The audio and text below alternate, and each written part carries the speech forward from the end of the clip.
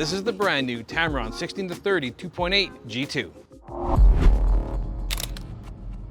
This is the latest from Tamron. This is the 16-30 2.8 III VXD G2. Now that's quite a mouthful for this lens, but basically it is an updated version of the 17-28 2.8 lens from Tamron. Now this is one of the holy trinity lenses that most people find into their kit. I mean, we have the 16-35, 24-70, 70-200. It's traditionally been where people want to go with working professionals. That's that holy trinity of lenses.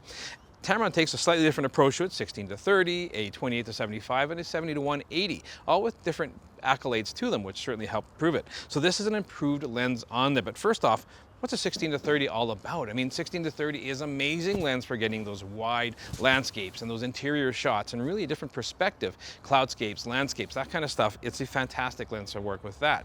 Now it is wide or wider, so you have to take that into account when you're shooting with it. It opens yourself up to a lot of creativity, and it's a lot of fun to work with. Let's get into this lens. There's a lot to talk about. Now, when you first get your hands on a brand new lens, sort of fit and finish and that first impression. And right off the bat, I like the fit and finish of this lens, but let's talk about the size and the weight. I mean, when it comes to the weight, I like how camera lenses nowadays are becoming lighter and smaller than they've ever been. I like that trend across the board because it makes carrying around multiple lenses far easier than it used to be many years ago. Now, when it comes to the weight of this lens, in the Sony version, we are 440 grams, and if you're running Nikon, it's about 450 grams or just shy of 16 ounces for both of them. It's a relatively lightweight lens, and as far as the size goes, we are about 4 inches long or just a little over 10 centimeters. So it's a relatively small, sizable lens. With the hood off of it, right, you can see sort of how small it is, but it does come supplied with this nice quality pedal-shaped hood. Now, when it comes to actually working with the lens, we have a couple different dials and buttons here. Now, the main one is your zoom ring, which you're going to be using all the time. In the front of the lens, we have a 67mm filter thread, very nice and easy, and it goes along with their 20-75 and their 70-180, so it's one filter to kind of rule their trifecta of lenses. Now, a nice big focusing ring at the beginning of the lens here, something that you may or may not use very often, especially if you're using nothing but autofocus, but it is there, and it is a drive-by-wire system, so be aware of that. Behind that, we do have a customizable button here that we can make work in a bunch of different applications. We do have a USB-C port for upgrading firmware, and it is a weather-resistant lens as well with a rubber gasket on the back. But the biggest ring that I'm using all the time is the zoom ring, and what I like about this, it's really smooth, really nice and easy to work with, but it's less than 90 degrees to go from 16-30. So I find myself working in very fast-paced environments very quickly and easily am I able to go from 16-30. It is a really easy lens to work with. Tamron has produced a really well-built lens that feels quality, which I really appreciate.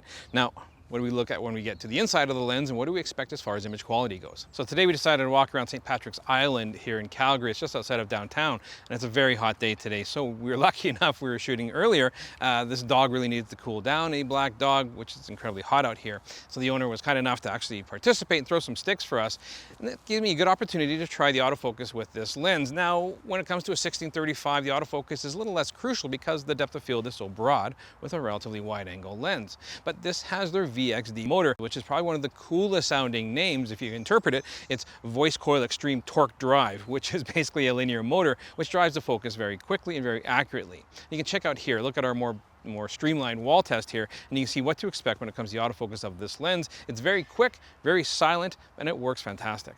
So Tamron has produced a really well-built lens that's nice and lightweight, and the autofocus works very good. But what do we expect as far as the image quality goes? Well, I mean, inside the lens here we have 16 different elements and 12 different groups with a couple ED elements as well to really help out with contrast.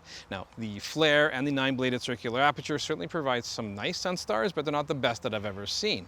But what can we expect as far as the actual image quality goes with all these great features on this lens? Well, take a look at these sample shots here, and you can see when I compare it up against the Sony 16-35 2.8 version 2, it compares very favorably. I mean, the center sharpness, we're splitting hairs between these guys here, and even up into the corners, it is a very well-controlled lens. Now, what I'm finding as I'm walking around today with the lens, and also in Canada Day yesterday when I was out at the festival and shooting some fireworks or trying to shoot some fireworks, there's a million people and I was in the wrong spot by far. I'm really happy with the results I'm getting out of this lens, and it's because it's giving me that great sharpness across the board. I also appreciate that the minimum focusing distance is really quite small, and even though it's an ultra-wide lens, I can get some decent flower shots out of here, which is a lot of fun to work with. So when it comes to the image quality of this lens, I mean, ultimately that's what's important. The fit and finish, the autofocus are all extra features to a lens like this, but I need that image quality to be the best it possibly can. And Tamron has produced a very good quality lens, so what I'm finding as I'm working with it is those sharpness tests against the wall are one thing. It's kind of a scientific or somewhat scientific kind of comparison between multiple lenses and to see what you're capable of. But it's in the real world when you're walking around to see what I'm getting out of it. And I like the contrast I'm getting out of it thanks to those ED elements. I also like that the bokeh is really quite nice. That 9-bladed circular aperture is delivering some pretty good image quality that way. But that overall sharpness is very comparable to some much higher quality lenses. And I like the results I'm getting in the real world environment. So overall, what do I make of this brand new lens from Tamron? I mean, the ultra-wide 16-30 is a really creative lens to work with, and it's fantastic for architecture, fantastic for landscapes and big cloudscapes, and also a lot more fun. You can get more creative if you're shooting dogs or if you're shooting inside of a crowd or something like that. It's a lot of fun to play with. Tamron has made it part of their trifecta of lenses. I mean, it matches really nicely with their 20-75 and also their 70-180, giving you that complete trifecta of 2.8 optics that are all been updated. And I really like the image quality I'm getting out of here. The fact I don't need to worry about environmental issues, and I can take it out in less than good conditions and not have to worry about it. But I have the great autofocus system, but ultimately I have great image quality, and I'm really happy with what I'm getting out of this lens. But I of course want to know what you guys think of this brand new offering from Tamron. Do you already own the 17-28, and what do you think of that lens, and is this a worthy successor to that? Make sure you leave comments down below. I read them all. Like and subscribe, hit the notification bell, follow me on Instagram. It's been Dave from the Camera Store, and we'll catch you again soon.